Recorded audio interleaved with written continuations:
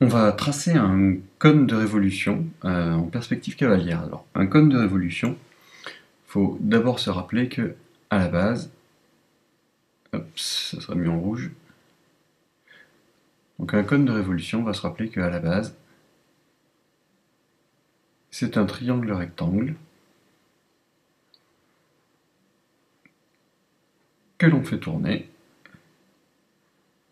autour d'un axe constitué par l'un des côtés de l'angle droit. Alors, qu'est-ce que ça va nous donner lorsqu'on va le représenter? Cette partie-là, lorsqu'elle va tourner, elle va donner un cercle. Précisément un disque, puisqu'ici on fait tourner l'un des côtés, donc on va remplir le tout.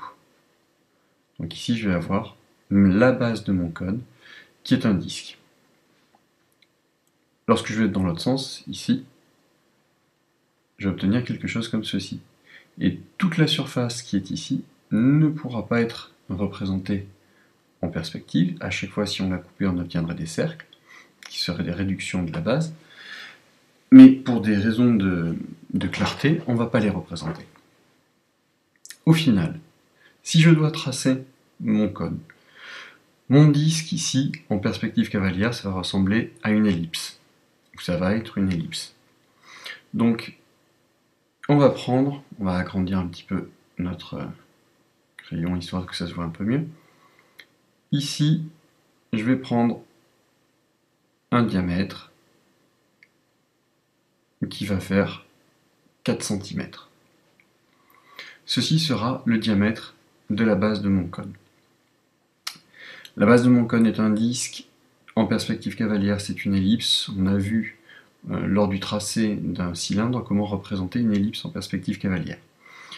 Donc, on va faire notre partie avant, ici, qui sera en trait-plein. L'arrière sera caché par la face latérale, donc on sera en pointillé. Commençons par la face arrière. On va avoir quelque chose, on rappelle qu'une ellipse, il va être impossible de la tracer autrement qu'à main levée, ou du moins pas dans les conditions qui nous intéressent à l'heure actuelle.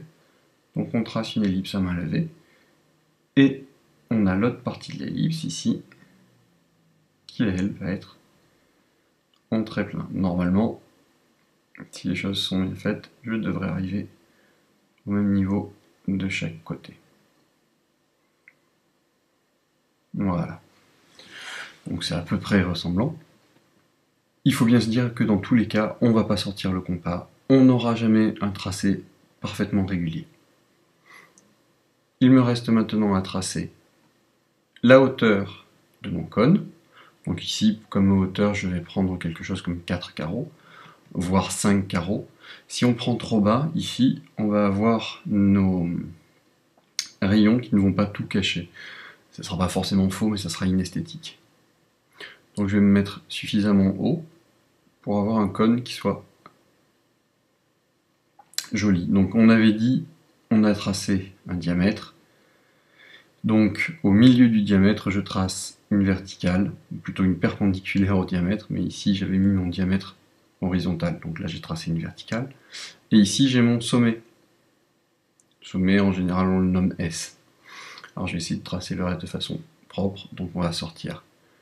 Là on peut sortir la règle. Hop, comme ceci. Et comme cela. Hop. Voilà, on relie les extrémités de notre ellipse au sommet de notre cône.